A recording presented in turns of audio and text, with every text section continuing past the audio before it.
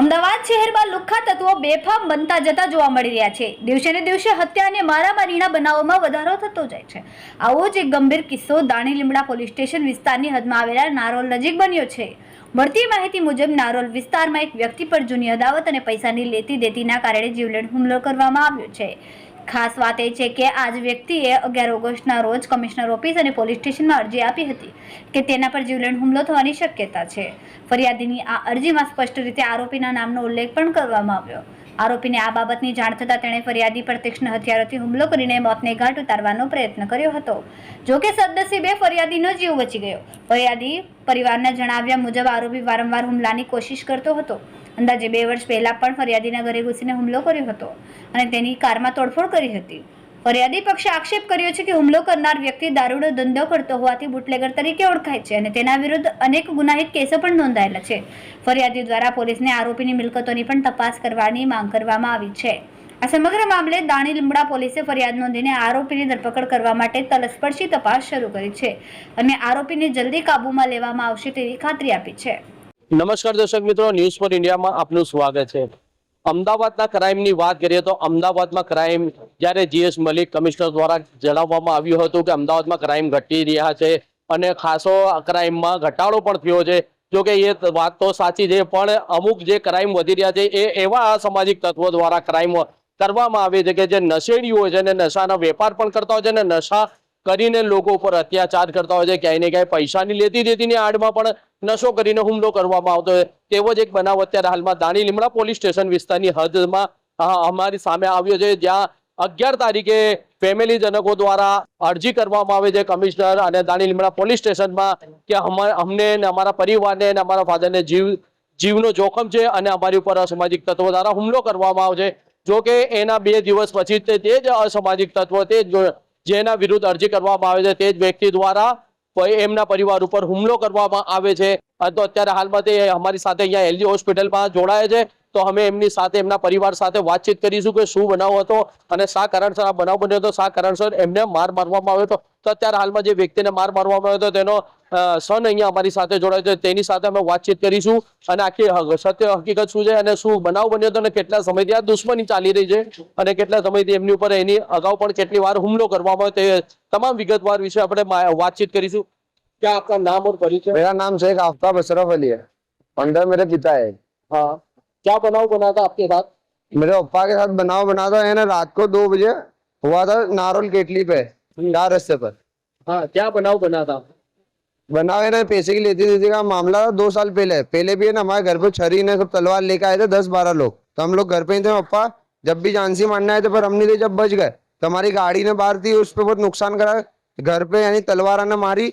हम आए तो हमारे को पता चली थी, हमारे जब भी हमने केस किया था पुलिस स्टेशन, जब केस करा था कि अर्जी करी थी? केस किया था एफआईआर हुई थी। हाँ, जब इसने कैसी कार्रवाई करी थी? जब है ना 2 दिन तक तो हमने पूछा तो कुछ पकड़ा नहीं था, जैसा अभी भी नहीं पकड़ाएगा पुलिस वालों ने, जब भी नहीं पकड़ा था। यानी पुलिस ने पकड़ा तो होगा मगर हाँ। जो कायदे प्रमाणे नियम प्रमाणे जैसे उनको जमानत मिलती है वो कोर्ट के थ्रू जमानत दे दी होगी, तो जमानत तो जो कि नॉर्मल होता है तो जमानत मिल जाती है। हाँ, जमानत मिल गई जब आपके पर हमला किया गया। अब है ना 2-4-8 दिन पहले से ना हमारे को धमकी आते ले, फोन करते ले, वो हमारे को फोन करते ले, धमकी देते, तो हमने 11 तारीख की रात को कमिश्नर श्री को भी अर्जी करी थी और दानीमड़ा पुलिस स्टेशन में अर्जी करी थी। तो हमने ना उसके 3 दिन बाद ही मेरे पापा पे हमला हुआ रात को।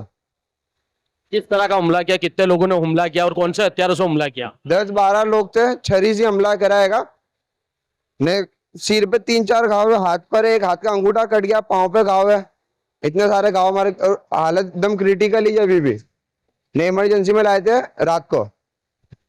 જેમ કે 11 તારીખે એમના સનનું કહેવું છે કે અમે અરજી કરી હતી દાણી લીમડા પોલીસ સ્ટેશન અને કમિશનર દ્વારા, તો એના પછી જે અરજીના આધાર ઉપર જો કે રોષે ભરાયા હોય અને ત્યારબાદ હુમલો કરવામાં આવ્યો તેવું પણ અહીંયા લાગી રહ્યું છે। જો કે અત્યારે હાલમાં બીજા પણ અહીંયા લોકો એમના ફેમિલી દ્વારા જોડાય છે, એમની સાથે અમે વાતચીત કરીશું। क्या नाम है आपका? रुखसाना बानू। रुखसाना बानू। क्या लग रहे हो आप जिस पर मैं भाभी होंगी उनकी। भाभी हो आप? हाँ। क्या बनाव बना था आपके देवर के साथ, किस तरह से किसने हमला किया था? ये अनिप भाई एक ने एक ये साहिल लेगा। कहाँ पर रहते ये लोग? बटवे। इनका कारोबार क्या काम करता है? 2 नंबर का धंधा है, सब गुंडे लोग एक ही है। वो कहाँ पर करते हैं 2 नंबर के धंधे? वो गोमतीपुर में करते हैं क्या रहते वटवा हाँ रहते वटवा में 2 नंबर का धंधा गोमतीपुर में करते हैं। हाँ हमारे को भी धमकाते, हमारे को भी हैरान करते हैं ये लोग, गुंडे लोग है ये लोग। किस तरह से हैरान करते हैं? ऐसी धमकियां देते हैं कि मार डालेंगे तुम्हारे लोगों को। हम पुलिस का नाम लेते तो वो बोलते हैं हम पुलिस से नहीं डरते हैं क्या, जो नहीं डरते ऐसा बोलते हैं वो? ऐसा बोल- अच्छा, ऐसा कोई प्रूफ है आपके पास? ऐसा वो लोग बोलते हैं। ऐसा बोलते हैं? किस तरह से बोला? मो जबानी के फोन पे बोला? फोन में बोलते हैं क्या? रिकॉर्डिंग किया? ना उनके फोन में रिकॉर्डिंग नहीं होती है हाई फोन में। अच्छा, आईफोन है तो रिकॉर्डिंग। हाँ पुलिस हमारा क्या कर लेगी, हम तो पुलिस चौकी में आते और जाते हैं। कब फोन किया वो तो रिकॉर्ड तो होगा ना, अभी रिकॉर्डिंग नहीं हो रहा मगर रिकॉर्ड तो होगा ना, कब फोन किया होगा पुतले घर वाले को? हाँ वो है लड़के के पास। बराबर। तो पुलिस ने तपास की फोन पे? फोन आता तो आधार पर पुलिस ने तपास की? नहीं અચ્છા, જેમ કે અત્યારે હાલમાં જે વ્યક્તિ અહીંયા દવાખાનામાં એડમિટ છે ને જેમની ઉપર હુમલો કરવામાં આવ્યો તેમના પત્ની પણ અમારી સાથે અહીંયા જોડાય છે, એમની સાથે અમે તમામ વિગતવાર માટે વાતચીત કરીશું। क्या नाम है आपका? नाजमा शेख अशरफ अली। क्या बनाव बना था आपके घर वाले के साथ? बस यही हथियारों से मारते तोड़ते, बड़ी बड़ी तलवारें ले लेके धारियां ले लेके घरों पे भी आते और बस यूं कहते जान से खत्म करेंगे। क्यों जान से खत्म करने का? इतनी तो कैसी दुश्मनी है तुम्हारे साथ? क्या पता वो लोगों को है ऐसी खबर कुछ, बस यूं कहते जान से खत्म करेंगे। जूनी दुश्मनी है? जूनी दुश्मनी है बस ये किस चीज को लेकर दुश्मनी है? बस पैसे की लेती देती का मामला है। पैसों की लेती थी? हाँ किस तरह के पैसे लिए? आपने पैसे लिए थे कि आपने दिए थे? मेरे घर वाले ने दिए थे, बस वो मांगने के वास्ते बोलते थे तो बस वो लोग ऐसा ही करते थे, धंधे के लिए दिए थे। अच्छा, वो आपके अभी पता नहीं? नहीं नहीं कितनी बार आपके घर वालों पर हमला किया गया? 4 से 5 बार हमला कर दिया है। घर पर ही हमला कर रहे थे, बाहर रास्ते? 2 बार तो घर पे करके गए वो लोग और 2-3 बार बाहर भी करा। ये लोगों पे आगे भी केस है तो? हाँ बहुत सारे केस हैं इनके ऊपर, तो बस गुंडे ही है वो लोग। कौन सा पुलिस स्टेशन में केस है वो पता है आपको? नहीं वो सब तो नहीं पता। अहमदाबाद में अलग अलग पुलिस स्टेशन? हाँ नारोल में, वटवा में, सब बाजू उनके हो गए केस। अभी आपकी सरकार और प्रशासन से क्या मांग? बस हमको न्याय चाहिए, किस तरह का न्याय मांग? बस उनका वर घोड़ा निकले और वो दूसरों की हमारी तरह जैसे जिसको दूसरों के ऊपर कोई हमला ना हो, जिसको कोई बच्चे अनाथ ना हो। बस आपकी किस तरह से पुलिस प्रशासन से क्या? उनकी मकानों की और सब चीज की जांच करी जाए।